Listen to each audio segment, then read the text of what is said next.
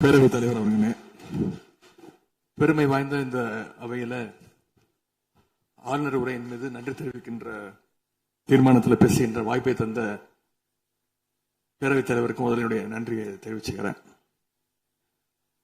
அதுமாதிரி நம்முடைய மாண்பு முதலமைச்சர் அவர்களுக்கு திராவிட முன்னேற்ற கழகத்துடைய சட்டமன்ற உறுப்பினர்கள் அனைவரின் சார்பாகவும் எங்களுடைய பிறந்தநாள் வாழ்த்துக்களையும் நான் தெரிவிச்சுக்கிறேன்.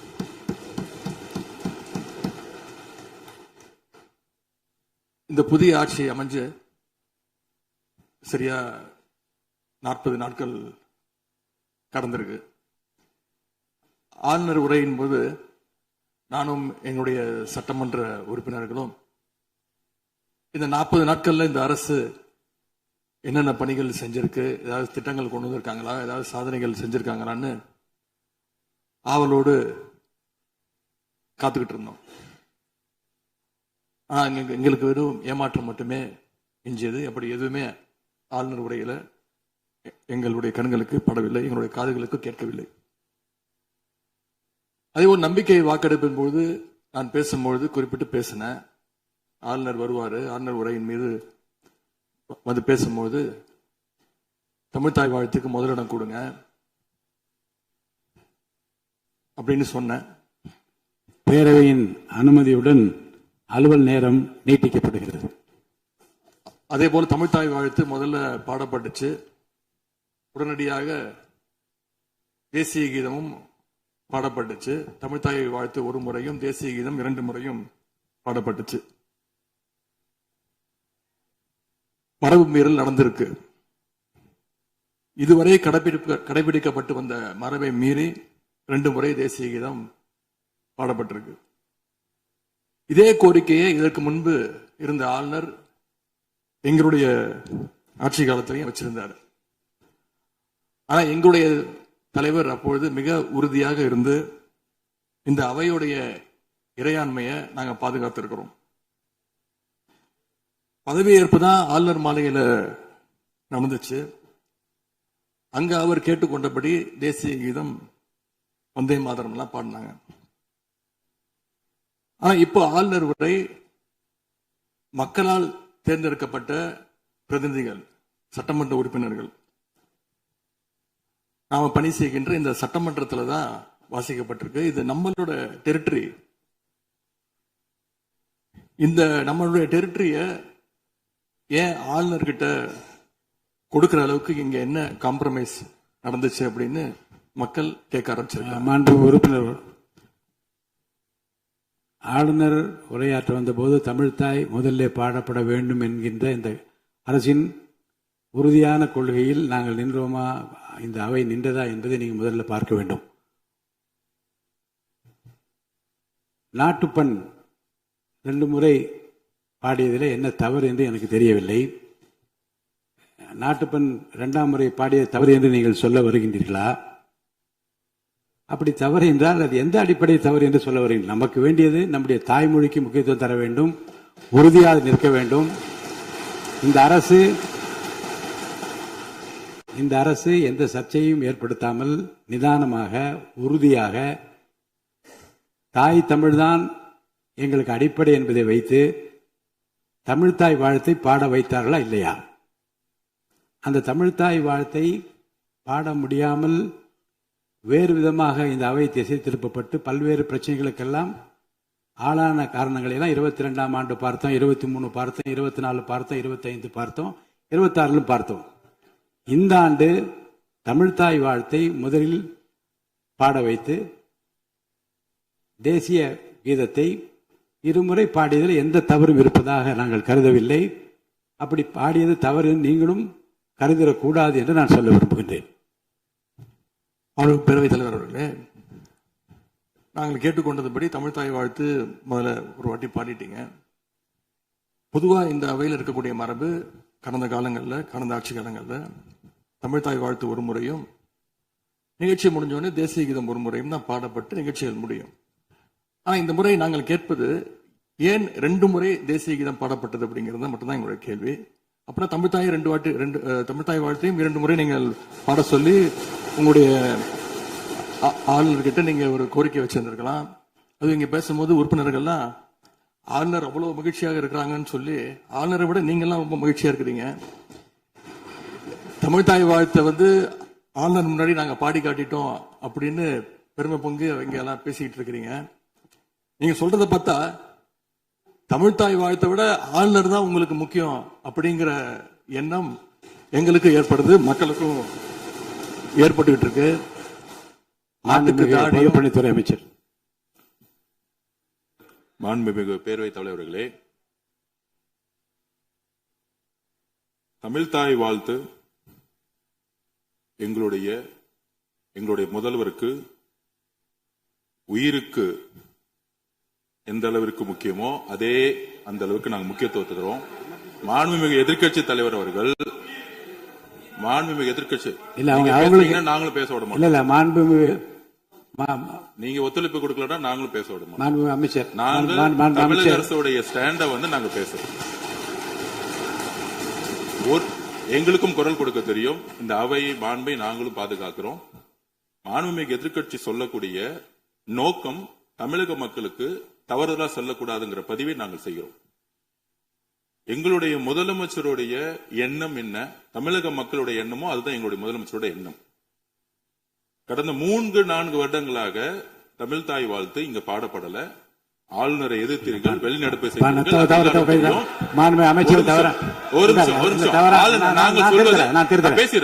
பேசி முடிக்கிறேன். ஆளுநர் முன்பு ஆளுநர் முன்பு மாண்புமிகு அமைச்சர்கள் ஒண்ணு தமிழ்தாய் வாழ்த்து பாடப்பட்டது. இல்ல நான் சொன்னது, நான் கருத்து என்னன்னா ஆளுநர் முன்பு பாடப்பட்டது கிடையாது. அதுதான் நான் சொல்ல வரேன். நான் பேசிடுறேன். ஆளுநர் புறக்கணித்தார், அதற்கு பின்பு பாடப்பட்டது. ஒரு நிமிஷம் நான் பதிவு பண்ணி, ஒரே நிமிஷம் நான் பதிவு பண்ணிடுறேன். நான் எங்களுடைய பதிவை நாங்க பதிவு பண்ணிடுறோம். அதுல சொன்ன வார்த்தைகள் வந்து எங்களுக்கு வந்து கஷ்டமா இருந்துச்சு. காம்ப்ரமைஸ்ங்கிற வார்த்தை வந்து எங்களுக்கு கடினமா இருந்துச்சு. நாங்க திருப்பியும் நாங்க பதிவு பண்ணிக்கிறோம். எந்த விதமான காம்ப்ரமைஸும் கிடையாது. தமிழ்தாய் வாழ்த்தை முதலில் பாடப்பட்டது எங்களுடைய முதலமைச்சருடைய வெற்றி, தமிழக மக்களுடைய வெற்றிங்கிறத நாங்க பதிவு பண்ணி, எந்த காம்ப்ரமைஸும் இங்க நடக்கல. அதை நாங்க பதிவு பண்றோம். உறுப்பினர் பேரவைத் தலைவர்களே, நாங்க மீண்டும் அதான் கேட்கிறோம். தமிழ்தாய் வாழ்த்து ஒரு முறை பாடிட்டீங்க, அதுக்கு வாழ்த்துக்கள். ஏன் தேசிய கீதம் 2 முறை பாடப்பட்டுச்சு? அப்ப ஆளுநர்கிட்ட நீங்க கோரிக்கை வச்சிருக்கனால நீங்க தேசிய கீதம் 2 முறை பாட பண்ணணும்னா நாங்க தமிழ்தாய் வாழ்த்து 2 முறை இல்ல 3 முறை நாங்க போடுவோம்னு சொல்லி அதை நீங்க செஞ்சு காட்டிருக்கணும். அதுதான் நான் கேட்கிறேன். உங்களுக்கு இப்ப ஆளுநர் முக்கியமா, தமிழ்தாய் வாழ்த்து முக்கியமா அப்படிங்கறத நான் இந்த அரசுகிட்ட நான் கேட்க விரும்புறேன். ஆட்டுக்கு தாடியும் நாட்டுக்கு ஆளுநரும் தேவையில்லைன்னு சொன்னவர் பேரறிஞர் அண்ணா அவர்கள். அவரை உங்க கொள்கை தலைவர் லிஸ்ட்ல அட்டாச்சும் பண்ணிருக்கிறீங்க. ஆனா இன்னைக்கு ஆளுநரை தலையில வச்சு கொண்டாடிட்டு இருக்கீங்க. நான் கேட்க விரும்புவது, நீங்க எல்லாம் சேர்ந்து மாண்புமிகு எதிர்க்கட்சி தலைவர்களுக்கு ஒன்று சொல்றேன். ஆளுநருக்குரிய மரியாதை மட்டும்தான் தரப்பட்டது. யாரையும் தலையில வைத்து கொண்டாட வேண்டிய அவசியம் இந்த அரசுக்கு இல்லை. இந்த அவையை பொறுத்த வரைக்கும்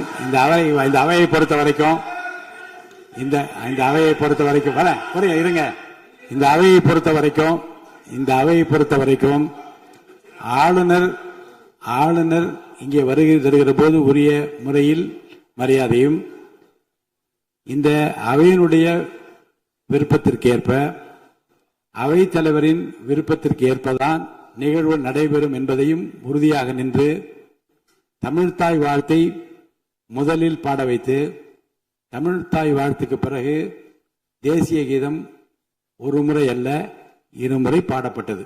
அதில் எந்த விதமான தவறும் கிடையாது. அதில் உள்நோக்கு கற்பிப்பது தவறு என்று நான் கூறுகின்றேன்.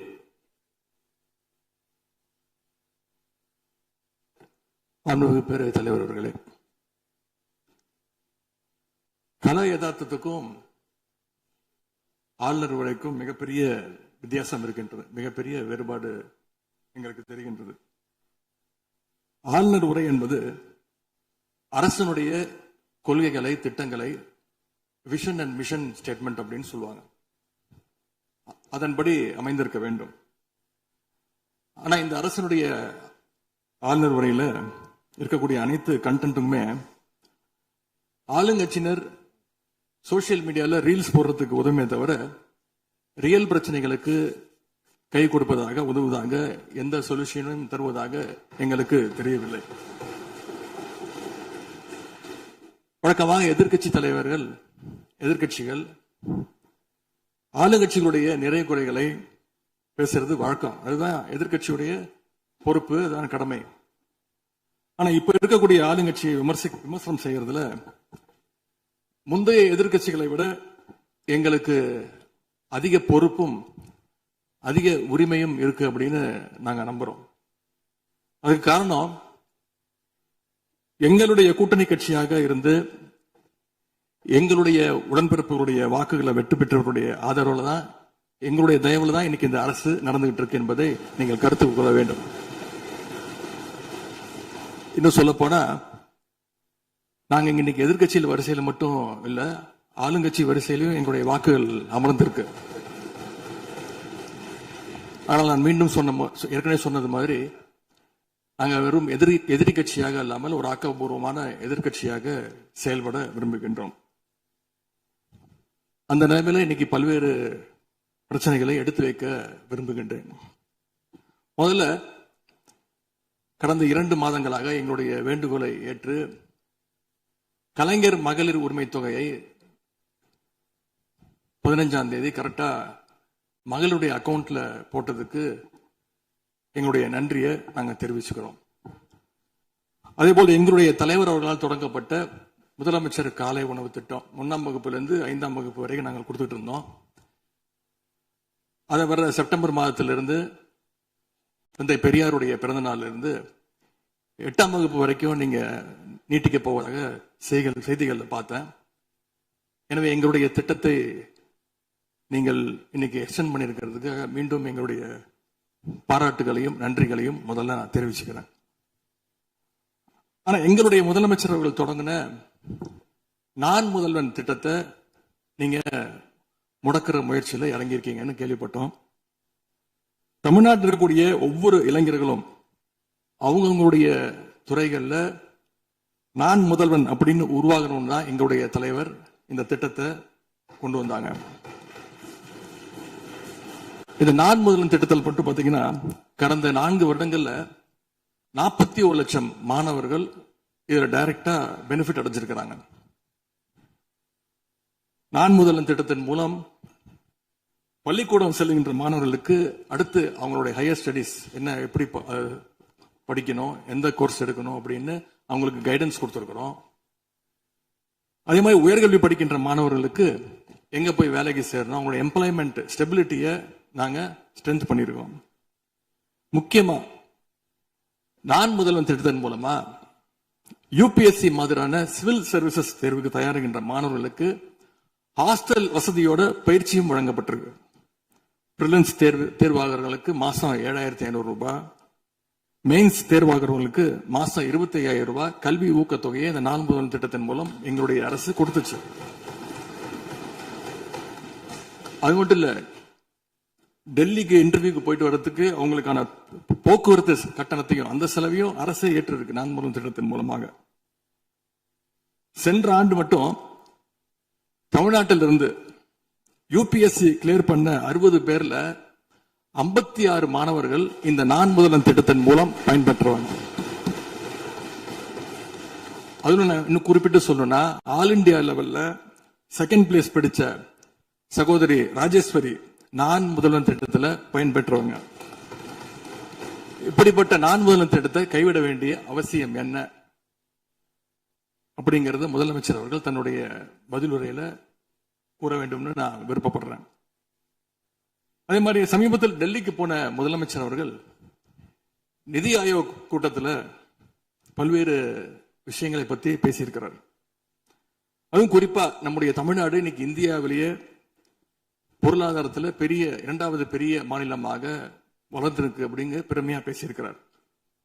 அது மட்டும் இல்ல, தமிழ்நாட்டில் டாக்டர் கலைஞர் அவர்களால் தொடங்கப்பட்டு எங்களுடைய தலைவர் அவர்களால் வளர்க்கப்பட்ட, அதுவும் கடந்த ஆட்சியில் என்னுடைய கட்டுப்பாட்டில் இருந்த மகளிர் சுய உதவி குழுக்கள் மிகச்சிறப்பாக செயல்படுது அப்படின்னு முதலமைச்சர் அவர்கள் பேசியிருக்கிறாங்க. இந்தியாவிலேயே ஃபேக்டரி ஒர்க்கர்ஸ் இருக்கிற பெண்கள்ல 42%, 42% தமிழ்நாட்டை சேர்ந்தவங்க. அதனால தமிழ்நாட்டில் இருக்கக்கூடிய பெண்கள் முன்னேற்றம், சுகாதாரம் எல்லாமே சிறப்பா இருக்குன்னு நம்முடைய முதலமைச்சர்கள் டெல்லியில சொல்லியிருக்கிறாங்க. திரைப்படங்கள்ல தான் பாத்தீங்கன்னா ஒரே பாட்டுல ஏழையா இருக்கிறவன் ஒரே பாட்டுல 5 நிமிஷத்துல 4.5 நிமிஷத்துல பெரிய பணக்காரன் ஆயிடுவான். ஆனா அது மாதிரி நிஜத்துல ஒரு மாச ஆட்சியில தமிழ்நாடு மாதிரியான மிகப்பெரிய மாநிலத்தை அந்த அளவுக்குலாம் வளர்த்த முடியாது. இந்த சாதனைகள் எல்லாம் யார் ஆட்சி காலத்தில் நடந்துச்சுன்னு மக்களுக்கும் தெரியும், மக்களும் பார்த்துக்கிட்டு இருக்காங்க, முதலமைச்சருக்கும் தெரியும். அதே மாதிரி பேரவைத் தலைவர்களே, இந்த ஆட்சியில இன்னொரு பழக்கமும் புதுசா வந்திருக்கு. அதாவது எங்களுடைய திராவிட மாடல் ஆட்சியில நாங்க எடுத்த நடவடிக்கையால ஏதாவது நல்லது நடந்தா உடனே அதுக்கு ஸ்டிக்கர் ஒட்டிடுறாங்க. அது மட்டும் இல்ல, ஃபர்ஸ்ட் டைம் எவர் இன் தி ஹிஸ்டரி அப்படின்னு சொல்லிடுறாங்க. அப்படி சொன்ன சில ஃபேக் நியூஸ், தவறான தகவல்களை நான் குறிப்பிட விரும்புறேன். பஸ்ல மூத்த குடிமக்கள் கட்டணமில்லா பயணம் மேற்கொள்ள, மூத்த குடிமக்கள், பள்ளி மாணவர்கள் அவங்க எல்லாம் கட்டணம் இல்லாம பயணம் மேற்கொள்ள இந்த ஆட்சியில தான் முதல்ல அந்த திட்டம் கொண்டு வரப்பட்டது அப்படின்னு ஃபேக் நியூஸ் பரப்பிட்டாங்க. இதெல்லாம் ஏற்கனவே இருக்கக்கூடிய திட்டங்கள், எங்களுடைய ஆட்சியில கொண்டு வரப்பட்ட திட்டங்கள். அது மட்டும் இல்ல, அரசு பள்ளியில வழங்கப்படுகின்ற ஸ்கூல் பேக்ல முதலமைச்சரோட புகைப்படம் இல்லாம இப்பதான் முதல்ல வழங்குறோம் அப்படின்னு, ஃபர்ஸ்ட் டைம் இந்த ஹிஸ்டரி அப்படின்னு டேக் போட்டு ஃபேக் நியூஸை தொடர்ந்து பரப்பிட்டு இருக்கிறாங்க. இதெல்லாம் எங்களுடைய திராவிட முன்னேற்ற கழகம், எங்களுடைய திராவிட மாடல் அரசுல எங்களுடைய முதலமைச்சர் கொண்டு வந்த திட்டங்கள். இப்படி இவங்க ஸ்டிக்கர் ஒட்டின லிஸ்ட் மிகப்பெரிய லிஸ்ட். இன்னொரு முக்கியமான விஷயம் பத்தி இந்த நேரத்தில் பதிவு செய்ய விரும்புறேன். அறநிலையத்துறையின் அசையும் மற்றும் அசையா சொத்துக்களின் வருவாய் அதன் புனிதமான நோக்கத்திற்கு மட்டுமே பயன்படுத்தப்படும் அப்படின்னு ஆளுநர் உரையில இடம்பெற்றிருக்கு. இந்த கருத்தை பார்க்கும் பொழுது அறநிலையத்துறையே இருக்கக்கூடாது அப்படின்னு சொல்ற பாஜகவுடைய குரலாகத்தான் தாவேக அரசும் சொல்லுதா அப்படிங்கிற சந்தேகம் எங்களுக்கு வருது. பாஜகவும் வலதுசாரிகளும் சொல்றது இதுதான், அறநிலையத்துறை பள்ளி கல்லூரிகளை நடத்தக்கூடாது, அறநிலையத்துறை பள்ளி கல்லூரிகள் நடத்தக்கூடாது அப்படின்னு சொல்லிட்டு இருக்கிறாங்க. இதுக்காக வழக்கும் தொடர்ந்து இருக்கிறாங்க. இந்த நிலைப்பாடு திருமண மண்டபங்கள், வணிக வளங்களோடு நிற்குமா, இல்ல கல்வி நிறுவனங்களுக்கும் இந்த கண்டிஷன்ஸ் அப்ளை செய்யப்படுமா? மாண்புமிகு அறநிலையத்துறை அமைச்சர்கள். மாபெரும் தலைவர்கள் வழிநடத்திய மாண்பும் மாபெரும் வரலாற்று சிறப்பு கொண்ட இந்த சட்டமன்ற பேரவையின் 17வது சட்டமன்ற பேரவைக்கு நம்மையும் நம்ம தமிழக வெற்றி கழகத்தை சார்ந்த சட்டமன்ற உறுப்பினர்களையும் தேர்ந்தெடுத்து அனுப்பின நிரந்தரமாக என் நெஞ்சில் குடியிருக்கும் தாயன்புமிக்க தமிழக மக்கள் அனைவருக்கும் என்னுடைய மனப்பூர்வமான நன்றிகள். 17வது சட்டமன்ற கூட்டத்தொடரின் முதல் ஆளுநர் உரையின் மீதான நன்றி தெரிவிக்கும் தீர்மானத்திற்கு பதிலுரை வழங்க வாய்ப்பளித்த மாண்புமிகு பேரவைத் தலைவருக்கு நம் வணக்கத்தை தெரிவித்துக் கொள்கிறோம். மாண்புமிகு பேரவைத் தலைவர் அவர்களே, இந்த 17வது மாமன்றத்தில் அதிகப்படியான 12 கட்சிகளை சேர்ந்த பிரதிநிதிகள் தேர்ந்தெடுக்கப்பட்டிருக்கும். நாம கொள்கை ரீதியாகவும் நிலைப்பாடு ரீதியாகவும் வேறுபட்டு இருந்தாலும் மக்கள் பணி செய்வதுதான் நம்ம எல்லாருக்கும் பிரைமரியா இருக்கிற ஒரே எய்ம். அந்த வகையில தான் நம்ம எல்லாருமே நம்ம மக்களால் அங்கீகரிக்கப்பட்டு சட்டமன்றத்திற்கு வந்திருக்கிறோம். அதனால நாம கருத்தால் வேறுபட்டாலும் மக்கள் சேவை என்ற நோக்கத்துல நம்ம மாநிலம் சார்ந்த விஷயங்கள்ல நம்ம எல்லாரும் ஒன்றிணைந்து பயணிச்சா நம்ம தமிழ்நாடு என்னைக்கும் எதிலையும் முதன்மை மாநிலமாக திகழும். ஆளுநர் உரைக்கு நன்றி தெரிவிக்கும் தீர்மானத்தில் பேசின மாண்புமிகு உறுப்பினர்களுக்கு நன்றி. எதிர்த்து பேசினாதான் எதிர்கட்சின்னு ப்ரூவ் பண்ண முடியும்னு நினைச்சுக்கிட்டு பேசின எதிர்கட்சியை சேர்ந்த எதிர்கட்சி தலைவர் உள்ளிட்ட மாண்புமிகு உறுப்பினர்களுக்கும் வணக்கமும் நன்றியும். பதிலுரை வழங்குற அதே நேரத்தில் நம்மளை சட்டமன்ற உறுப்பினராக தேர்ந்தெடுத்த பெரம்பூர் தொகுதி மக்களுக்கு நம்மளோட நெஞ்சார்ந்த நன்றிகள். அதே மாதிரி ராஜினாமா பண்ணிட்டாலும் நம்மளை தேர்ந்தெடுத்த திருச்சி கிழக்கு மக்களுக்கும் இந்த மன்றத்தில் நம்மளோட நன்றியை பதிவு செய்கிறோம். அப்புறம் நம்மளோட அரசியல் பயணத்தை பத்தியும் கொஞ்சம் பதிவு செய்ய விரும்புகிறோம். நாம ஏதோ ஷூட்டிங்ல இருந்து நேரா வந்து சிஎம் ஆன மாதிரியே சில பேர் ஒரு இமேஜ் கிரியேட் பண்றாங்க. அவங்களுக்கு அவங்க ஆசைப்படுற லாங்குவேஜ்லயே சொல்றோம், அது வெறும் ரீல் தான், ரியல் கிடையாது. ஒரு சாதாரண நடிகனாத்தான் நம்ம கெரியர் தொடங்குச்சு. அப்புறம் அப்படியே சின்சியரா உழைச்சு மேல வந்தோம். நம்ம கெரியர்ல நாம மேல வந்ததுக்கு இந்த விஜய் ஒருத்தன் மட்டுமே காரணம் இல்ல, அவனோட உழைப்பு மட்டுமே காரணம் இல்ல. இந்த விஜயோட உழைப்புக்கும் உயர்வுக்கும் பின்னாடி இருக்கிற ஒட்டுமொத்த தமிழ்நாட்டு மக்களோட அன்பும் அரவணைப்பும் தான் காரணம். ஒவ்வொரு வீட்டில் இருக்க ஒவ்வொருத்தரும் நம்மள அவங்க வீட்டில் ஒருத்தனா ஏத்துக்கிட்டது தான் நமக்கு கடவுளும் மக்களும் தந்த மிகப்பெரிய வரம். அதுக்காகவே கடவுளுக்கு சமமான நம்மளோட சொந்தங்களான தமிழக மக்கள் அனைவருக்கும் மீண்டும் மீண்டும் நன்றி.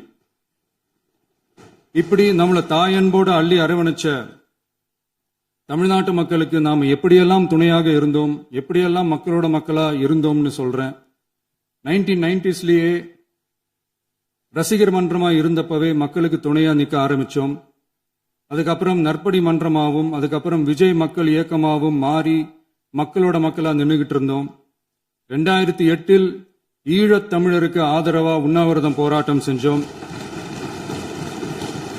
போர் முடிவுக்கு வரணும், நம்ம தொப்புள் கூடிய உறவுகளான ஈழத் தமிழர்களுக்கு பாதுகாப்பான நிம்மதியான ஒரு வாழ்வு கிடைக்கணும்னு அன்னைக்கே கோரிக்கை வச்சோம். 2009 ஆரம்பிச்ச விஜய் மக்கள் இயக்கம் வழியா நம்மளோட மக்கள் நல பணிகளை எக்ஸ்டெண்ட் அண்ட் எக்ஸ்பேண்ட் பண்ணிக்கிட்டே வந்தோம். கல்விக்கு துணையா இருந்தோம், சோசியல் சர்வீஸ் செஞ்சோம், வெள்ள நிவாரணத்துல துணையா இருந்தோம், கொரோனா காலத்துல மக்களுக்கு தோள் கொடுத்தோம். விலையில்லா விருந்தகம், குருதியகம், முட்டைப்பால் ரொட்டி திட்டம், விழியகம், பயிலகம், நூலகம், இப்படி பல வழியில மக்களுக்கு துணையா இருந்தோம். அப்புறம் நம்மளோட திரைப்படங்கள்ல நம்மளால முடிஞ்ச வரைக்கும் ஊழல் எதிர்ப்ப சொன்னோம், சமூக நீதியை சொன்னோம், கல்வியை பத்தி சொன்னோம், அரசியலை பத்தி சொன்னோம். அரசியலை பத்தி பேசுனதுனால நம்ம படங்கள் சந்திச்ச இதுவரைக்கும் சந்திக்கிற பிரச்சனையை பத்தி எல்லாருக்குமே தெரிஞ்சதுதான். இது மட்டும் இல்லாம 2011 நாகப்பட்டினத்துல மீனவர் பிரச்சனைகளுக்கு ஆதரவா ஒரு பெரிய பொதுக்கூட்டம் நடத்தினோம். மீனவர்கள் மீதான தாக்குதலை கண்டிச்சு பேசி அதுல நம்மளோட எதிர்ப்பை பதிவு செஞ்சோம். 2017 ஜல்லிக்கட்டு போராட்டத்தில் தமிழர் பண்பாட்டு உரிமைக்கான நம்மளோட ஆதரவை தெரிவிச்சோம். 2018 ஸ்டெர்லைட் போராட்டம், துப்பாக்கி சூட்ல பாதிக்கப்பட்ட நம்ம சொந்தங்களை நேர்ல சந்திச்சு ஆறுதல் சொன்னோம். 2021 உள்ளாட்சி தேர்தலில் விஜய் மக்கள் இயக்க வேட்பாளர்கள் போட்டியிட்டு ஜெயிச்சாங்க. கல்வி விருது விழா நடத்தி சிறந்த மதிப்பெண் பெற்ற மாணவ மாணவிகளுக்கு ஊக்கத்தொகையும் பரிசும் கொடுத்தோம். 2024 தமிழக வெற்றி கழகத்தை ஆரம்பிச்ச உடனேயே CAA-வை எதிர்த்து அறிக்கை விட்டோம். அரசியல் கட்சி ஆரம்பிச்சு விழுப்புரம் மாவட்டத்தில் விக்கிரவாண்டியில நம்மளோட முதல் மாநில மாநாட்டிய வெற்றி கொள்கை திருவிழாவை நடத்தினோம். தந்தை பெரியார், பெருந்தலைவர் காமராஜர், அண்ணல் அம்பேத்கர், வீரமங்கை வேலுநாச்சியார், மக்கள் சேவகர் அஞ்சலை அம்மாள்னு நம்மளோட 5 கொள்கை தலைவர்களை அறிவிச்சோம். இந்தியாவிலே 2 பெண் ஆளுமைகளை கொள்கை தலைவர்கள் அறிவிச்ச ஒரே கட்சி நம்ம டிவிக்கு மட்டும்தான் என்ற பெருமையோடு அறிவிச்சோம். பெரியார் சொன்ன மாதிரியே அவர் சொன்னதுல நமக்கு ஏற்புடையதை மட்டும் எடுத்துக்கிட்டோம். அவரோட கடவுள் மறுப்பு கொள்கையில நமக்கு உடன்பாடு இல்லைன்னு ஓப்பனா அறிவிச்சோம். நமக்கு கடவுள் நம்பிக்கை உண்டுன்னு அறிவிச்சோம். யாரோட நம்பிக்கைக்கும் நாம் எதிரானவங்க இல்லைன்னு தெளிவா அறிவிச்சோம். பெண் கல்வி, பெண்கள் முன்னேற்றம், சமூக சீர்திருத்தம், சமூக நீதி, இப்படி பெரியாரோட கருத்துக்களை நிறையவே ஏத்துக்கிட்டோம்னு அறிவிச்சோம். அண்ணல் அம்பேத்கரோட சம வாய்ப்பு, சம நீதி, சமத்துவத்தை ஃபாலோ பண்ணுவோம்னு அறிவிச்சோம். பெருந்தலைவர் காமராஜரோட மதச்சார்பின்மையை ஏத்துக்கிட்டதோட அவரோட நேர்மையான நிர்வாகத்தையே ஒரு கொள்கையா ஏத்துக்கிட்டோம்னு அறிவிச்சோம். வீரமங்கை வேலு நாச்சியாரோட மண் மீட்பையும் சமூக நல்லிணக்கத்தையும் பின்பற்றுவோம்னு அறிவிச்சோம். மக்கள் சேவகர் அஞ்சலை அம்மாளோட விடுதலை வேட்கையையும் மக்களோட வாழ்வாதாரத்துக்காக உறுதியாக நிற்கிறதையும் பின்பற்றுவோம்னு சொன்னோம். எல்லாருக்கும் எல்லாமும் கிடைக்கணும், எம் மதமும் நம் மதம்னு சொல்லி மதச்சார்பற்ற சமூக நீதி தான் நம்ம கொள்கைன்னு அறிவிச்சோம்.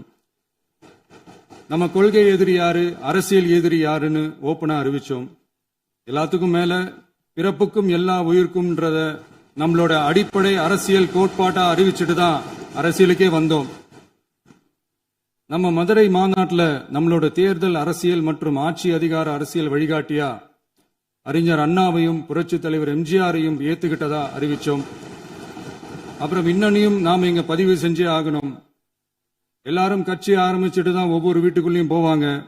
ஆனா நாம ஒவ்வொரு வீட்டுக்குள்ளேயும் போனதுக்கு அப்புறம் தான் கட்சியவே ஆரம்பிச்சிருக்கிறோம். ஒவ்வொரு வீட்டுல ஒவ்வொருத்தரும் நம்மள அவங்க பிள்ளையா, மகனா, அண்ணனா, தம்பியா ஏத்துக்கிட்டதும் இயல்பா நடந்துச்சு. தமிழ்நாட்டு மக்களோட மனசுக்குள்ள போறதுக்கு நாம பட்ட பாடு நமக்கு மட்டும்தான் தெரியும். இதெல்லாம் புரிஞ்சாலும் புரியாத மாதிரி இருக்கிறவங்க தான் நம்மள நடிகன் என்று சொல்லியும், நம்ம கட்சிய நடிகன் கட்சின்னு சொல்லியும் சில நக்கல், நையாண்டி இதெல்லாம் பேசுவாங்க. அதை பத்தி நமக்கு கவலை இல்லைன்னு. இப்படி நம்ம அரசியல் பயணம் ரொம்ப டிரான்ஸ்பரண்டா தான் ஆரம்பிச்சிருக்கு. இந்த 2026 தேர்தலில் கூட்டணியே இல்லாமல் தனியா நின்னோம். மக்கள் நம்மள தெளிவா புரிஞ்சுகிட்டதாலையும் நம்ம டிவிகே தோழர்களோட உழைப்பாலையும் நாம 35% வாக்குகளை வாங்கினோம். 1,72,00,000 வாக்குகளோட தமிழ்நாட்டிலேயே தனி பெரும் கட்சியா வந்தோம். தமிழக மக்களாலையும் நம்மளோட ஆதரவு இயக்கங்களாலையும் இதோ இன்னைக்கு இங்க நம்ம டிவிகே ஆளும் கட்சியா உட்கார்ந்திருக்கிறோம். இந்த ஆளும் கட்சியா ஆனதும் அவ்வளவு சாதாரணமாலாம் நடந்துடல. 2.25 வருஷத்துல ஆட்சிக்கு வந்துட்டீங்கன்னு ரொம்ப கிண்டலா கேலியா சிலர் பேசுறாங்க. எங்களோட இந்த 2.25 வருஷ டிராவல்ல எவ்வளவு வலியும் வேதனையும் இருக்குது.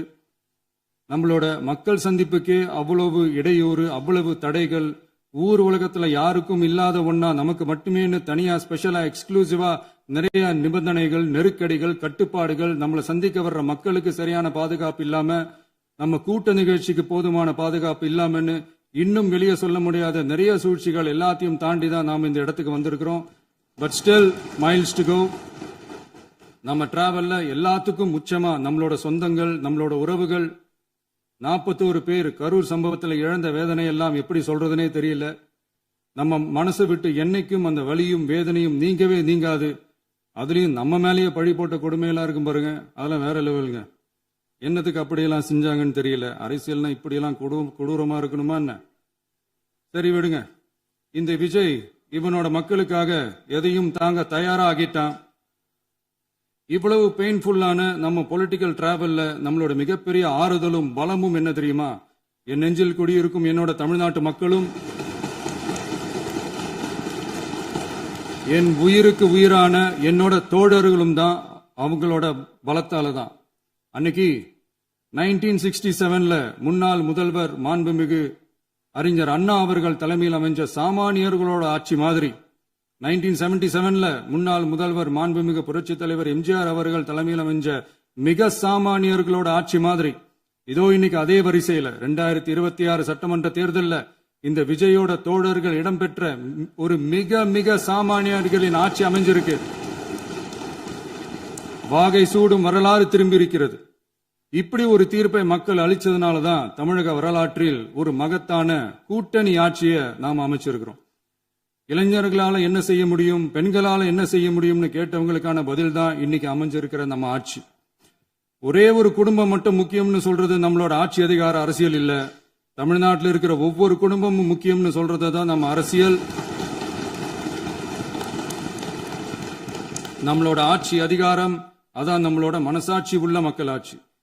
இந்த 2026 தேர்தலில் யாராலும் உடைக்கவே முடியாதுன்னு சொன்ன மதத்தை உடைச்சோம், சாதியை உடைச்சோம், முக்கியமா காசு கொடுத்து ஓட்டு வாங்குற ஒரு நச்சு கலாச்சாரத்தையே சுக்கு நூறா தூள் தூளா உடைச்சிருந்தோம். நாம கிளீன் கவர்னன்ஸ் அண்ட் குட் கவர்னன்ஸ்ல உறுதியா இருக்கிறோம். இப்ப மட்டும் இல்ல, எப்பவுமே இப்படிதான் இருப்போம்.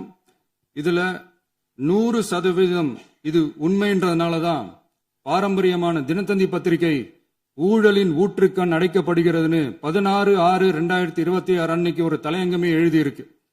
ஒரு தவறு செய்தால், அது தெரிந்து செய்தால் அவன் தேவன் என்றாலும் விடமாட்டேன் என்று எம்ஜிஆர் அன்று பாடினார். அதை இன்று விஜய் செயலில் காட்டுகிறார்னு அந்த எடிட்டோரியல்ல எழுதியிருக்கு. இந்த நேரத்தில் தினத்தந்திக்கு நம்மளோட நன்றியை தெரிவிச்சுக்கிறோம். அரசியலுக்கு வந்து 2 வருஷம் தான் ஆகுது. உங்களுக்கு என்ன தெரியும், உங்களால என்ன முடியும்னு கேலியா கேட்டவங்களுக்கு தினத்தந்தியோட பதிலை இப்போதைக்கு போதும்னு நினைக்கிறேன்.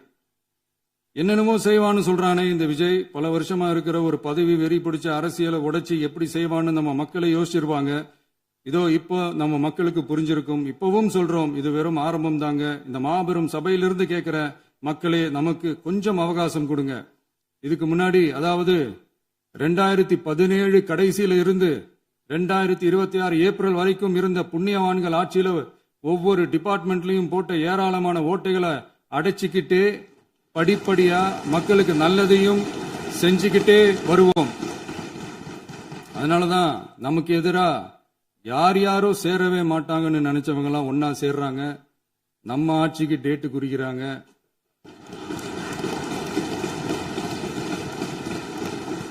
சரி, அவங்கள நம்ம மக்களே பார்த்துப்பாங்க, அதை விடுங்க. நாம ஆட்சிக்கு வந்து சரியா 40 நாள் ஆகுது. அதுக்குள்ள என்ன செஞ்சீங்கன்னு கேக்குறாங்க. ஒரு லிஸ்ட் ஒன்னு சொல்றேன் கேளுங்க.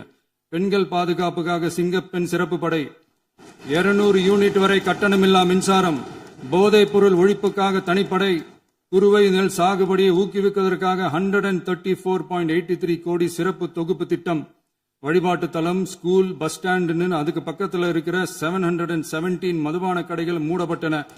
அங்க வேலையில் இருந்தவர்களுக்கு வேறு கடைகளில் வேலை, கவனிக்கப்படாமல் விடப்பட்ட அம்மா உணவகங்கள் புதுப்பிக்கப்பட்டன. பத்திரப்பதிவு துறையில் பகல் கொள்ளைக்கு புல் ஸ்டாப் வைக்கப்பட்டுள்ளது. வருகையில்லா ஆவண பதிவு முறை கொண்டுவர உத்தேசிக்கப்பட்ட செயல்பாட்டில் உள்ளது. அரசு மற்றும் தனியார் மருத்துவமனையில் ஸ்கேன் மையங்களில் கருவுறுவதற்கு முன் மற்றும் பின் ஏற்படும் தவறுகளை கண்காணிக்கவும், மருத்துவ நிறுவனம் முறைப்படுத்தும் சட்ட விதிகள் பின்பற்றப்படுகிறதா என கண்காணிக்கவும், மருத்துவ மற்றும் ஊரக பணிகள் இயக்கத்தின் பயன்பாட்டிற்காக 40 புதிய வாகனங்கள் வழங்கப்பட்டுள்ளது. கூட்டுறவு வங்கியின் ஏழை எளிய மக்கள் வாங்கிய கடனுக்கு முதல் முத்தாய்ப்பாக ரூபாய் 2045 கோடி தள்ளுபடி வழங்கி ஆணையிடப்பட்டுள்ளது. ஒன்றிய அரசிடம் கேட்டுக்கொண்டதற்கிணங்க கடந்த 2 வருடமாக நிறுத்தி வைக்கப்பட்ட இருந்த ஜல் ஜீவன் மிஷன் திட்டம் புதுப்பிக்கப்பட்டு ஜல் ஜீவன் மிஷன் திட்டம் 2.0 நடைமுறைக்கு கொண்டு வரப்பட்டுள்ளது. 18,500 கோடி அளவில் உறுதியளிக்கப்பட்ட காஞ்சிபுரம் மாவட்டத்தில் மைய விரிவாக்க திட்டம், கோயம்புத்தூரில் மின்னணு பொருட்கள் மற்றும் மின்னணு அமைப்புகள் உற்பத்தி திட்டம் மற்றும் திருவள்ளூர் மாவட்டத்தில் காட்டுப்பள்ளி LNT கப்பல் கட்டும் தளம் விரிவாக்க திட்டத்திற்கு ஒப்பந்தங்கள் போடப்பட்டுள்ளன. அனைத்து நிர்வாக நடவடிக்கைகளும் மின்னணு முறையில் மாற்றம் கொண்டுவர நடவடிக்கை எடுக்கப்பட்டு வருகிறது. சட்டவிரோத கல்குவாரி மற்றும் அனுமதியின்றி கனிமங்களை எடுத்துச் செல்வது தடுக்கப்பட்டுள்ளது. பல்வேறு குவாரிகள் சீல் வைக்கப்பட்டுள்ளன. கனிமங்களை கண்காணிப்பது, எல்லைகளை நிர்ணயிப்பது மற்றும் ஆளில்லா விமானம் மூலம் அளவீடு செய்வது போன்றவற்றை செயல்படுத்துவதற்கான பணிகள் மேற்கொள்ளப்பட்டு வருகின்றன. அனைத்து துறைகளிலும் அலுவலர் தலையீடு இல்லாமல் லஞ்ச லாவண்யமற்ற தமிழகத்தை உருவாக்க அனைத்து நடவடிக்கைகளும் முடுக்கிவிடப்பட்டுள்ளது. இதெல்லாம் சாம்பிள் தான், இன்னும் இருக்கு. இந்த வெறும் 40 நாளுக்குள்ளேயே இவ்வளவு செஞ்சிருக்கோம்னா, இனி வர்ற நாட்கள்ல கொஞ்சம் கொஞ்சமா படிப்படியா ஸ்டெடியா உழைச்சி லஞ்சலாவணம் இல்லாத, ஊழல் இல்லாத, பெண்களுக்கு பாதுகாப்பான, சுதந்திரமான, டிரான்ஸ்பரண்டான தமிழ்நாட்டை நம்ம சொந்தங்களான தமிழக மக்களுக்கு தர்றதுதான் நம்மளோட ஒன் அண்ட் ஒன்லி டார்கெட். கண்டிப்பா அதை நிறைவேற்றியே காட்டுவோம். 8 கோடி மக்கள் நம்மளோட இருக்கிறப்போ ஏங்க அதை செய்ய முடியாது? மாண்புமிகு பேரவைத் தலைவர் அவர்களே, தமிழ்நாட்டின் கருவூலம் எப்படி திசை மாறி உருமாறி தேய்ந்து ஓய்ந்து கிடைக்கிறதுன்னு சொன்னாங்க. திசை மாறி உருமாறி தேய்ந்து ஓய்ந்துன்னு வசனம் மாதிரி ரைமிங்கா இல்லாம வளமான இலக்கியமா இதே சபையில பேசினவங்களோட திறமையான ஆட்சியில நடந்த நிதி மேலாண்மையை பத்தி வெள்ளை அறிக்கையா வெளியிட்டோம். வெள்ளை அறிக்கை வந்ததிலிருந்தே கண்ணை கட்டுதுங்க. அந்த காலத்துலதான் பிள்ளையோ பிள்ளை தொல்லையோ தொல்லைன்னு சொன்னாங்க. அதே மாதிரி தாங்க அவங்க ஆட்சியாலையும் அவங்களாலையும் இன்னைக்கு தமிழ்நாட்டுக்கே தொல்லையோ தொல்லை. இப்படி ஒரு நிலைமையை உண்டாக்கி வச்சுட்டு இவங்க சொல்றாங்க நமக்கு ஆட்சி செய்ய தெரியாதுன்னு. நம்ம அமைச்சர்களுக்கும் நம்ம சட்டமன்ற உறுப்பினர்களுக்கும் ஒன்னும் தெரியாதுன்னு. ஆமாங்க, எங்களுக்கு தெரியாதுதான். எங்க சட்டமன்ற உறுப்பினர்களுக்கும் அமைச்சர்களுக்கும் மக்கள் பணி செய்ய தெரிஞ்ச அளவுக்கு மக்கள் பணத்தை சுருட்ட தெரியாதுதான்.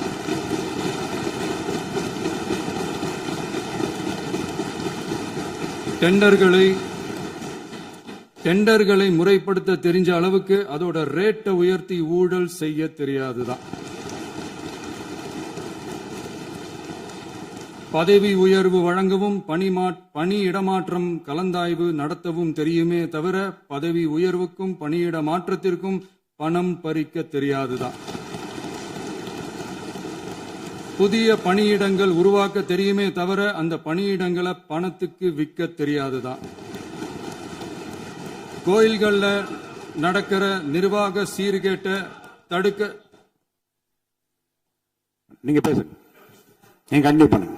கோயில்கள்ல நடக்கிற நிர்வாக சீர்கேட்டை தடுக்க தெரியுமே தவிர கோயில் பணத்தை கொள்ளையடிக்க தெரியாதுதான்.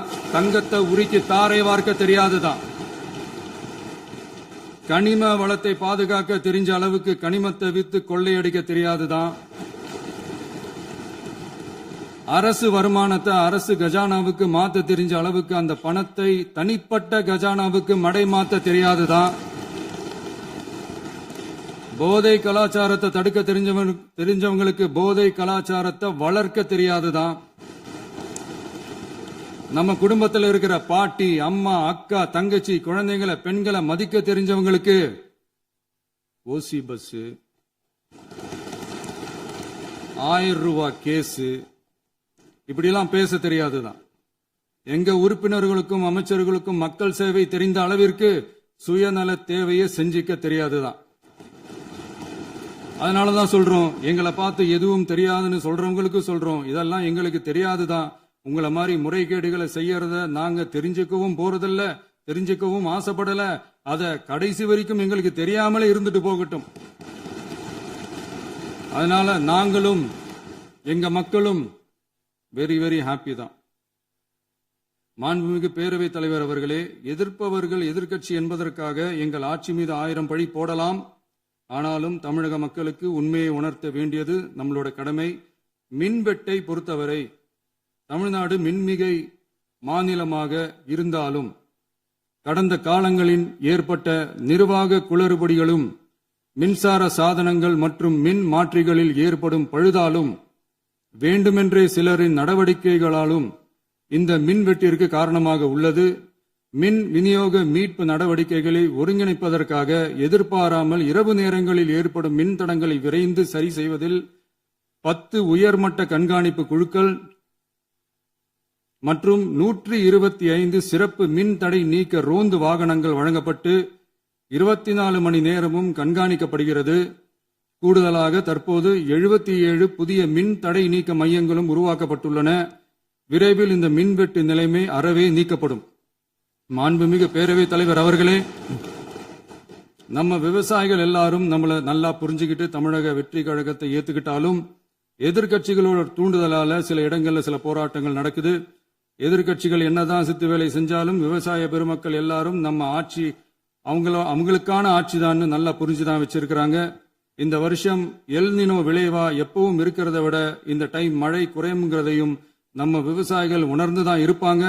இருந்தாலும் நம்ம அரசு நம்ம விவசாயிகளோட வாழ்வாதாரத்துக்காக பக்கபலமாகவும் உறுதியாகவும் துணை நிற்கும்ங்கிறத தெரிவிச்சுக்கிறோம்.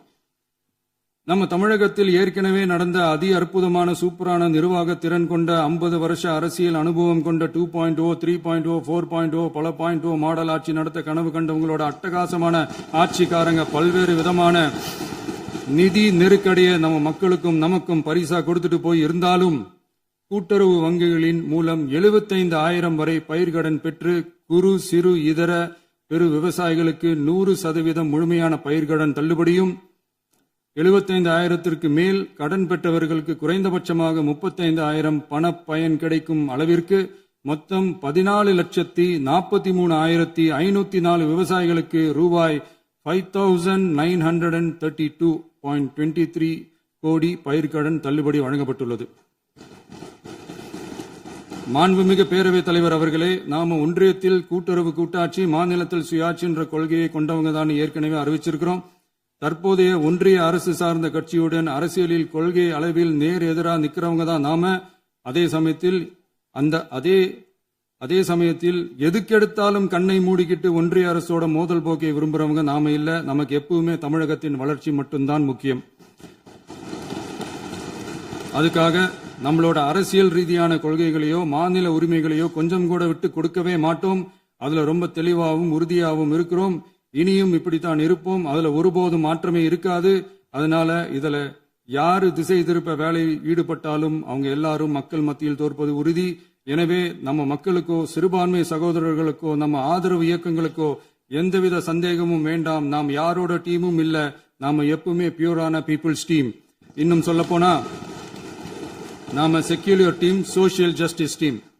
மாண்புமிகு பேரவைத் தலைவர் அவர்களே, அரசு விழாக்கள், கல்வி நிறுவனங்கள் மற்றும் பல அதிகாரப்பூர்வ நிகழ்ச்சிகளோட தொடக்கத்துல நம்ம தமிழ்தாய் வாழ்த்த பாடுறதுதான் வழக்கமா இருக்கு. தமிழ்தாய் வாழ்த்த பொறுத்த வரைக்கும் நம் அரசு இதுல நம்மளோட உறுதியான நிலைப்பாட்டை ஒன்றிய அரசுக்கு மிக தெளிவா தெரிவிச்சிருக்கு. அது இல்லாம இதில் மாநில அரசின் கொள்கைக்கு ஏற்ப ஒன்றிய அரசின் அறிவிக்கையில் திருத்தம் மேற்கொள்ள கோரிக்கையும் விடுக்கப்பட்டுள்ளது. நீட் தேர்வை பொறுத்தவரை கிராமப்புற மற்றும் பொருளாதார ரீதியாக பின்தங்கிய மாணவர்களுக்கு சமமான வாய்ப்பை வழங்குவதில்லை. மருத்துவ கல்வியில் சமூக நீதி மற்றும் சம வாய்ப்பை நீட் பாதிக்கிறது என்பதை உணர்கிறோம். எனவே மருத்துவ படிப்புகளுக்கான சேர்க்கையை 12ஆம் வகுப்பு மதிப்பெண்களின் அடிப்படையில் நடத்த வேண்டும் என்று நமது அரசு வலியுறுத்தி வருகிறது. மத்திய அரசிடம் நீட்டிலிருந்து தமிழ்நாட்டிற்கு விலக்கு வழங்க வேண்டும் என்று கோரிக்கை விடுத்துள்ளது. மாண்புமிகு பேரவைத் தலைவர் அவர்களே, பேரறிஞர் அண்ணா அவர்கள் தலைமையிலான அரசு 1968இல் இருமொழி கொள்கையை நடைமுறைப்படுத்தியது. தமிழ் ஆட்சி மொழி, தமிழ் மொழியை பாதுகாப்பது, மாணவர்களுக்கு ஆங்கிலத்தின் மூலம் உலக அளவிலான வாய்ப்புகளை வழங்குவது, எந்த ஒரு மொழியையும் கட்டாயமாக திணிப்பதை தவிர்ப்பது மற்றும் எதிர்ப்பது, நிலத்தின் மொழி மற்றும் பண்பாட்டு அடையாளத்தை பேணுவது என்பதை நம் தமிழக வெற்றிக் கழக ஆட்சி ஏற்றுக்கொண்டுள்ளது. எனவே தமிழ்நாட்டில் தமிழ் ஆட்சி மொழி மற்றும் இருமொழி கொள்கை என்பதில் நமக்கு மாற்று கருத்தே இல்லை. மாண்புமிகு பேரவைத் தலைவர் அவர்களே, கடந்த 11/6/2026 அன்று நடந்த நிதி ஆயோக் கூட்டத்தில் தமிழ்நாடு அரசின் சார்பாக கலந்து கொண்டு வறுமையற்ற தமிழ்நாடு இயக்கம் உருவாக்க தேவையான நிதியையும், தமிழ்நாட்டுக்கு 2 எய்ம்ஸ் மருத்துவமனைகளை தருமாறும், மருத்துவம் மற்றும் பல் மருத்துவ படிப்பிற்கு 12ஆம் வகுப்பு மதிப்பெண் அடிப்படையில் இடங்களை நிரப்புதல் குறித்தும், செயற்கை நுண்ணறிவு தொடக்க நிறுவன வளர்ப்பு மையங்கள் தமிழ்நாட்டில் அமைக்கவும், இளைஞர் திறன் மற்றும் வேலைவாய்ப்பு இயக்கம் செயல்படுத்த வேண்டியும், பெண்கள் தலைமையிலான வளர்ச்சி குறித்தும், மீனவ சமுதாயங்களின் வாழ்வாதாரம் மற்றும் மீன்பிடி படகுகள் மற்றும் மீனவர்களை விடுவித்தல் குறித்து நிரந்தர நடவடிக்கை எடுக்க வேண்டியும், காலநிலை தாங்கும் தன்மை பெருந்திட்டம் 2045இல் கீழ் விண்வெளி உற்பத்தி மையத்தை தேசிய விண்வெளி உற்பத்தி மையமாக அறிவிக்க கோரியும், தமிழ்நாட்டில் சாலை போக்குவரத்து, நெடுஞ்சாலை மற்றும் ரயில்வே அமைச்சகத்தின் மேம்பாட்டு குறித்தும், அனைத்து கிராமங்களையும் டிஜிட்டல் இணைப்பு வசதி ஏற்படுத்துதல் குறித்தும், கூட்டு குடிநீர் திட்டம் தொடரவும், அரசின் விழாக்களில் தமிழ்தாய் வாழ்த்துக்கான முதலிடத்திற்கான கோரிக்கையும், மேகதாது அணை கட்டுமான நிறுத்தத்தை உறுதிப்படுத்தவும், மாநிலத்தின் மீது மும்மொழி கொள்கையை வற்புறுத்தாமல் புதிய கல்விக் கொள்கையை திணிக்காமல் தமிழகத்திற்கான கல்வித் தொகை ரூபாய் 3284 கோடியை விடுவிக்க கோரியும், ஆண்டுதோறும் 5 லட்சம் இளைஞர்களுக்கு உதவித் தொகையுடன் கூடிய பணியினை தொழில்நுட்ப பயிற்சி வழங்க ஒத்துழைப்பு வழங்குமாறும், ஒகேனக்கல் 3ஆம் கட்ட கூட்டு குடிநீர் திட்டத்திற்கான நிதி ரூபாய் 2283.40 விடுவிக்கவும், வேலை வாய்ப்பு மற்றும் வாழ்வாதாரத்துக்கான உத்தரவாத திட்டத்தின் கீழ் வேலை வாய்ப்புகளை உருவாக்க உடனடி நடவடிக்கை மேற்கொள்ள வேண்டியும் மற்றும் திருக்குறளை தேசிய இலக்கியமாக அறிவிக்குமாறும் தமிழ்நாடு சார்பில் பேசியுள்ளோம் என்பதை தெரிவித்துக் கொள்கிறோம். மாண்புமிகு பேரவைத் தலைவர் அவர்களே, அண்டை மாநிலங்களுடனான நட்புறவு ஒரு மாநிலத்தின் வளர்ச்சிக்கும் நாட்டின் ஒற்றுமைக்கும் மிகவும் அவசியமானது. தமிழ்நாடு தனது அண்டை மாநிலங்களுடன் நதி நீர் பங்கீடு, பொருளாதாரம், கல்வி, கலாச்சாரம் மற்றும் போக்குவரத்து துறைகளில் நல்லுறவை பேணி வருகிறது. பரஸ்பர மரியாதை, ஒத்துழைப்பு மற்றும் கூட்டாட்சி தத்துவத்தின் அடிப்படையில் அண்டை மாநிலங்களுடனான நட்புறவை வலுப்படுத்தவும் நமது ஆட்சியில் காக்கப்படுகிறது. மாண்புமிகு பேரவைத் தலைவர் அவர்களே,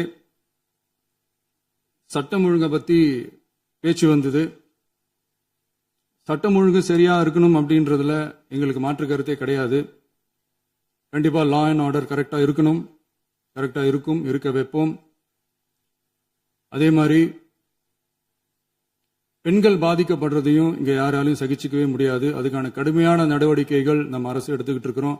இந்த சிங்கப்பெண் சிறப்பு அதிரடிப்படை கூட அதுக்கான ஒரு ஃபர்ஸ்ட் ஸ்டெப் தான். அதே மாதிரி இந்த போதைப் பொருள் நடமாட்டம், அதை கண்ட்ரோல் பண்றதுக்கும் நம்ம அரசு கடுமையான நடவடிக்கைகள் எடுத்துக்கிட்டு இருக்கிறோம். அதையும் கண்டினியூ பண்ணி எடுப்போம். மாண்புமிகு பேரவைத் தலைவர் அவர்களே, இப்ப நான் சொன்ன இந்த பிரச்சனைகள்லாம்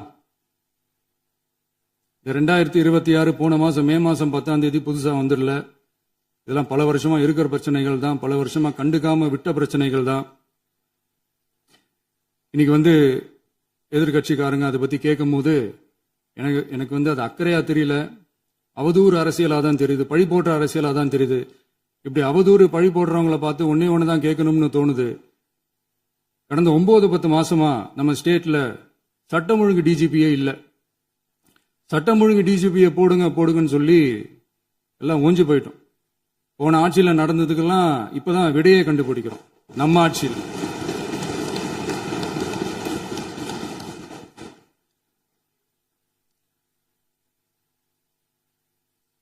இந்த போதைப் பொருள் நடமாட்டம் எல்லாம் தாறுமாறா அப்படியே பரவி கொட்டி கிடக்குது. இதெல்லாம் இனிஷியல் ஸ்டேஜ்லயே யார் கண்ட்ரோல் பண்ணியிருக்கணும்?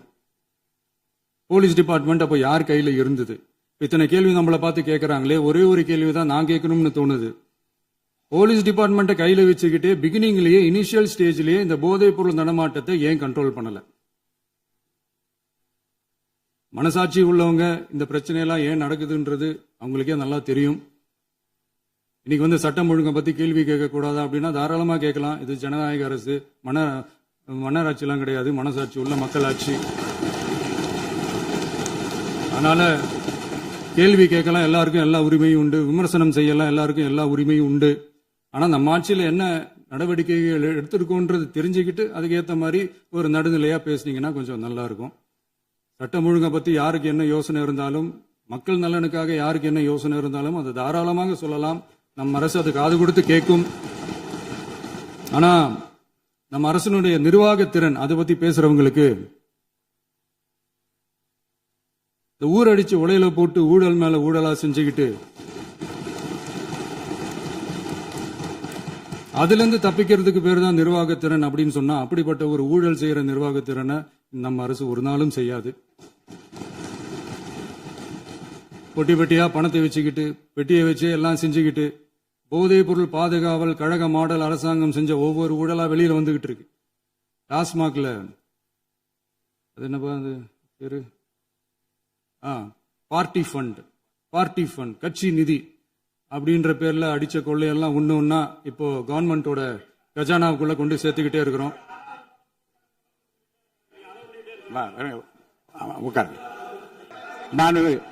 மாண்புமிகு எதிர்கட்சி தலைவர் பேரவைத் தலைவர்களே, நீங்க உட்காருங்க. நேற்று நான் பேசும்போது சில அமைச்சர்கள் குறுக்கிட்டு பேசினாங்க, அதற்கு நீங்க அனுமதி கொடுத்தீங்க. அதே மாதிரி இன்னைக்கு முதலமைச்சர் பேசும்போது சில வார்த்தைகள், தவறான வார்த்தைகள் பேசுறாரு. அவர் பார்ட்டி ஃபண்ட் அப்படின்னு சொல்லியிருக்கிறாரு. அவர் அமைச்சர் அந்த பார்ட்டி ஃபண்ட் எந்த பார்ட்டின்னு கூட சொல்ல, தைரியம் இருந்தா சொல்லுங்க, நாங்க அதெல்லாம் ஃபேஸ் பண்ண தயாரா இருக்கோம். எதையும் ஆதாரத்தோடு எதையும் பேசுங்க. இங்க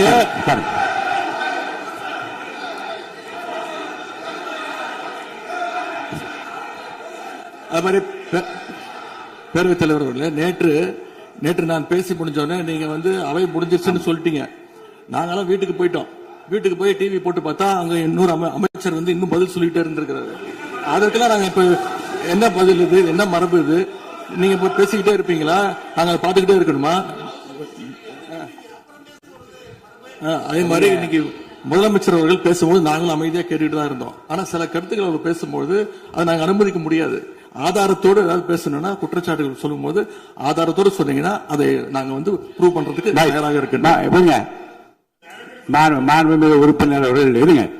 நேற்று மாண்புமிகு எதிர்கட்சி தலைவர்கள் பேசியதும், மாண்புமிகு பொதுப்பணித்தலைவர்கள் பேசியதும் ஆதாரம் இல்லாமல் பேசக்கூடாது என்று நான் சொன்னேன். ஆய்வு செய்து நீக்கப்பட வேண்டியது நீக்கும் என்று சொன்னேன். இப்போது மாண்புமிகு முதல்வர் அவர்கள் பேசி முடிக்கட்டும். நீங்கள் கூறிய கருத்துப்படி அதில் ஆதாரங்கள் இல்லாத குறிப்பாக இருந்தால் அதை நீக்குவதற்குரிய உரிமை எனக்கு இருக்கிறது. ஆய்வு செய்து நான் நடவடிக்கை எடுப்பேன். இப்போது மாண்புமிகு முதலமைச்சர் அவர்கள் பேசலாம். இந்த டாஸ்மாக் மாதிரியே பல டிபார்ட்மெண்ட்லயும், மறுபடியும் சொல்றேன், கட்சி நிதின்ற பேர்ல அடிச்ச கொள்ளைய ஒன்னா கவர்மெண்டோட கஜானாக்குள்ளேயே கொண்டு சேர்த்துக்கிட்டே இருக்கிறாங்க. இப்பவும் சொல்றேன், மக்கள் பணத்துல இருந்து ஒரு பைசா கூட தொடமாட்டோம், தொடவும் விடமாட்டோம், தொட்டா விடமாட்டோம், இதுக்கு முன்னாடி தொட்டவங்களையும் விடமாட்டோம்.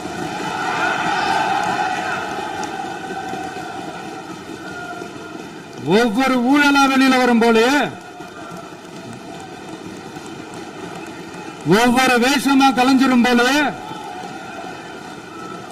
இங்க இருக்கிற நிறைய பேரு நடுங்கி போய் இதுல நம்ம மேல அவதூறு வேற.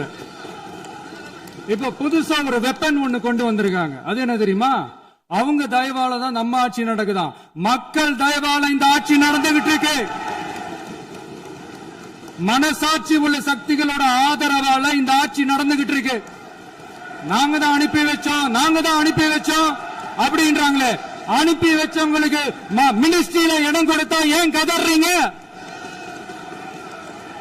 ஏன் இவ்வளவு கோவம்? ஏன் இவ்வளவு கதறல்? இதுல இன்னொரு முக்கியமான விஷயம், மார்க்சிஸ்ட் கம்யூனிஸ்ட் கட்சி நமக்கு ஆதரவு கொடுத்தது சுயேட்சையா எடுத்த முடிவுன்னு சொல்றாங்க. அதே மாதிரி இந்திய கம்யூனிஸ்ட் கட்சி நமக்கு ஆதரவு கொடுத்தது சுயேட்சையா எடுத்த முடிவுன்னு சொல்றாங்க. இதுல எங்க இருந்து நாங்க தான் அனுப்பி வச்சோம்னா புரியலையே. மக்களுக்கு நல்லா புரியும், எல்லாத்தையும் தெளிவா பார்த்துக்கிட்டு இருக்கிறாங்க.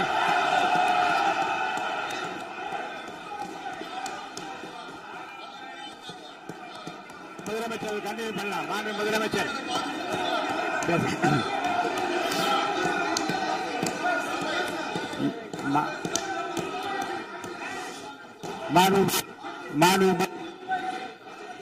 முதலமைச்சர் கண்டினியூ பண்ணலாம். நீங்க கண்டினியூ பண்ணலாம்.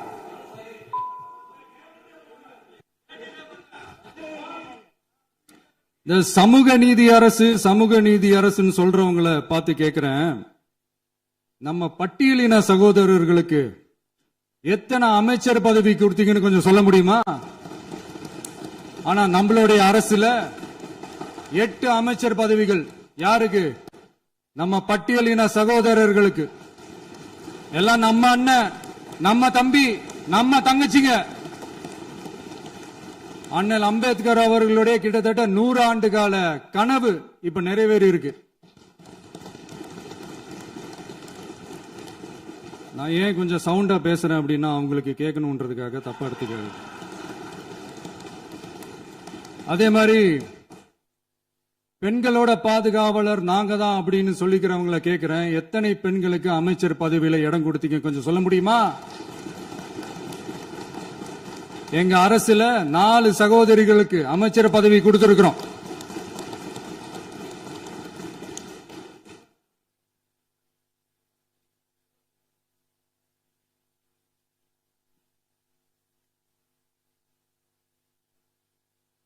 அதனால மக்களால் நிராகரிக்கப்பட்டு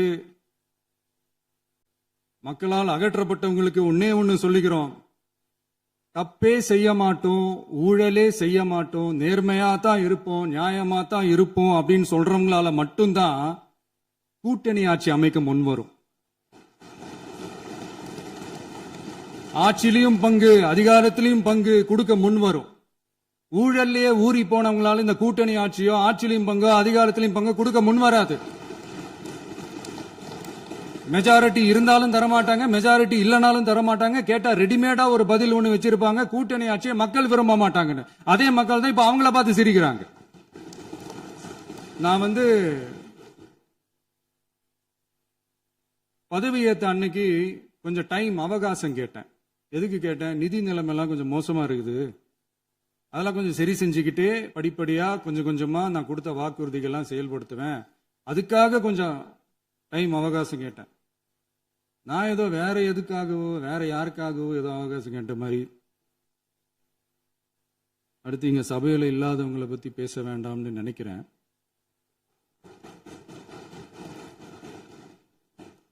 இங்க நம்மளை பத்தி அவதூறு பரப்புறதோட மட்டும் இல்லாம இப்ப நம்ம மக்கள் மேலேயும் அவதூறு பரப்ப ஆரம்பிச்சுட்டாங்க. மக்கள் நமக்கு ஓட்டு போட்டது தப்பான், குடும்பமா நமக்கு ஆதரிச்சது தப்பான். இது இப்ப இல்ல, நான் சொல்றது எம்ஜிஆர் அவர்கள் காலத்திலிருந்தே. அப்பவே அவர் ஜெயிச்சப்போ அதே மக்களை தப்பா பேசுறது. மக்கள் என்ன பண்ணிட்டாங்க, எம்ஜிஆர் என்ன பண்ணிட்டாரு, எம்ஜிஆர் என்ன இது பண்ணிட்டாரு. 50 வருஷமா ஒரே டெக்னிக்கா.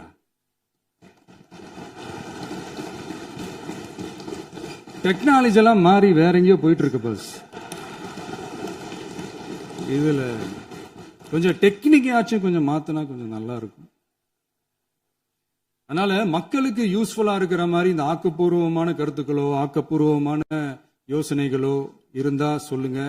அதை நாங்க டெஃபரெண்டா எடுத்துக்கிறோம். ஆனா அதை விட்டுட்டு இந்த நக்கலு நையாண்டி சம்பந்தம் இல்லாத பேச்சு இதெல்லாம் பேசிட்டு அப்புறம் முதல்வர் பதில் சொல்லல, முதல்வருக்கு பதில் சொல்ல தெரியல அப்படின்னா அப்புறம் என்ன சோஃபா மாடல் ஆட்சியா?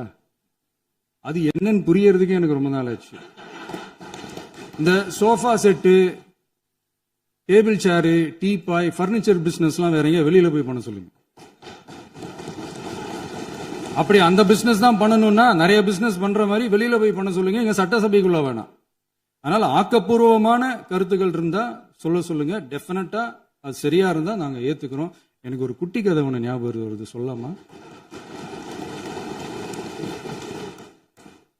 ஒரு ஊர்ல ஒரு பெரியவர் வெயில் ரொம்ப ஜாஸ்தியா இருக்குன்னு சொல்லிட்டு கண்ணுக்கு மேல கை வச்சுக்கிட்டு இப்படி சுத்தி முத்தி தேடிக்கிட்டு இருந்தாராம். அப்ப கூட இருந்த ஒரு சின்ன பையன் என்ன தேடுறீங்க அப்படின்னு கேட்டானா. அதுக்கு அந்த பெரியவர் சொன்னாரா, அது ஒண்ணு இல்ல தம்பி, உங்க அப்பா இங்கதான் இருப்பாருன்னு சொன்னாங்க, அதான் தேடிக்கிட்டு இருக்கேன். எங்க உங்க அப்பாவையா காணோம்?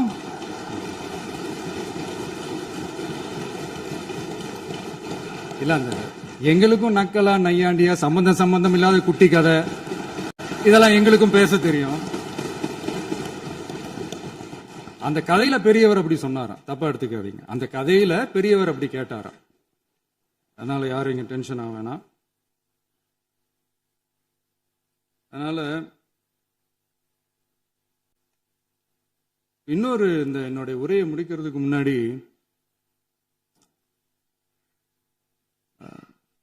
போயிட்டாங்க, பேசலாமா? நிறைய உங்க கருத்துக்களை நீங்க முழுமையாக மன நிறைவோடு பேசலாம். டிவியில பார்க்கலாம். சரி, அதான் 5 நிமிஷம் பேசுனதுக்கே கொளத்தூரி இந்த ஆட்டம் ஆயிடுச்சு. பேசுனா அப்புறம் என்ன பண்றது? கடைசியா நான் இந்த உரையை முடிக்கிறதுக்கு முன்னாடி ஒரு முக்கியமான ஒரு விஷயம் பத்தி சொல்லணும். ஆளுநர் உரை அன்னைக்கு இந்த தமிழ்தாய் வாழ்த்துக்கு அப்புறம் தேசிய கீதம் பாடினது தப்பு, தேசிய கீதம் 2 முறை பாடினது தப்பு, அப்படி ஒரு நிகழ்வு இதுக்கு முன்னாடி இந்த சட்டசபையில நடந்ததே கிடையாது, அந்த மரபையே மாத்திட்டீங்க, இப்படி ஒரு பெரிய ஒரு போர் மாதிரி எதிர்கட்சியை சார்ந்தவங்க எல்லாம் சொன்னாங்க இல்லையா? அந்த மாநில உரிமை போராளிகளை, அந்த மரபு காக்கிற உரிமை போராளிகளை ஒரே ஒரு கேள்விதான் கேட்கணும். 2021 ஆகஸ்ட் 2 ஞாபகம் இருக்கா? Centenary celebration of Tamil Nadu legislature. அந்த ஃபங்க்ஷன்ல நம்ம முன்னாள் முதலமைச்சர் கருணாநிதி அவர்களோட கலைஞர் அவர்களுடைய கலைஞர் அவர்களுடைய புகைப்படத்தை மாண்புமிகு குடியரசுத் தலைவர் திறந்து வைக்கிற ஒரு ஃபங்க்ஷன். அந்த ஃபங்க்ஷன்ல நேஷனல் ஆந்தம் ஃபாலோடு பை தமிழ்தாய் வாழ்த்து அப்படின்னு அறிவிச்சது ஞாபகம் இருக்கா? அதாவது தேசிய கீதத்துக்கு அப்புறமா 2வது முறையா, நோட் திஸ் பாயிண்ட் மாண்புமிகு பேரவைத் தலைவர் அவர்களே, பிளீஸ் நோட் திஸ் பாயிண்ட்.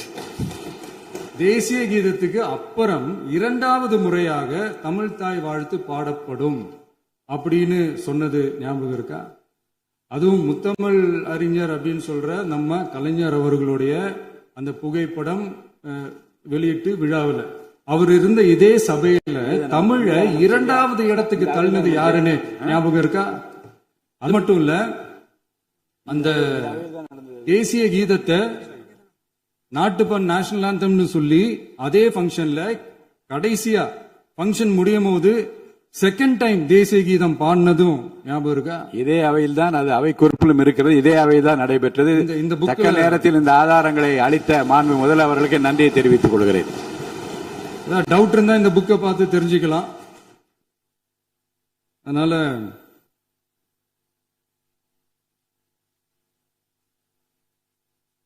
இதெல்லாம் கேட்டா என்ன சொல்லுவாங்கன்னா, அது ஜனாதிபதி கலந்துகிட்ட பங்கன், அதெல்லாம் அப்படிதான், அதெல்லாம் கண்டுக்க கூடாது அப்படின்னு சொல்லுவாங்க.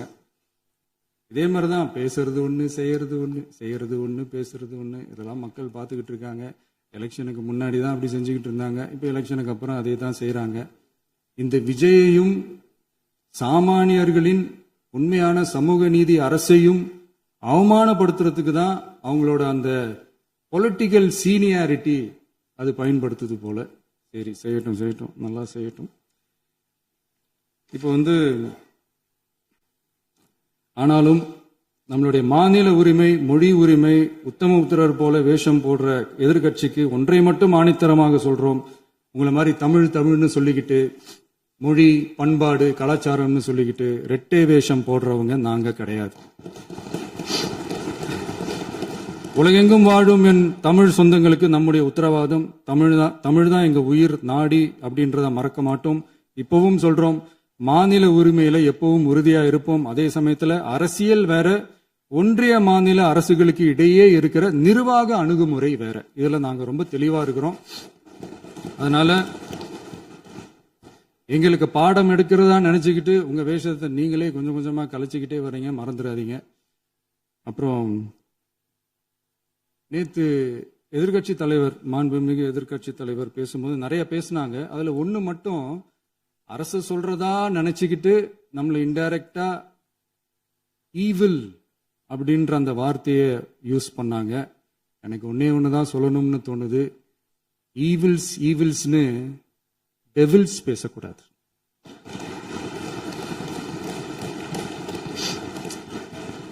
அவங்க இருந்திருந்தா ஒரு ஆக்ஷன் பண்ணணும்னு எனக்கு தோணுச்சு. எல்லாரும் போயிட்டாங்க. பர்மிஷன் பண்ணலாமா? இப்பவும் பண்ணலாம், ஒன்றும் தப்பு இல்லை.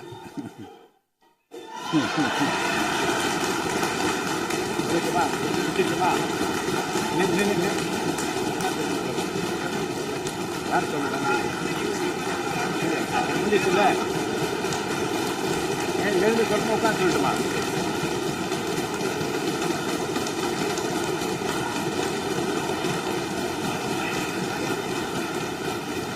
விவாதம்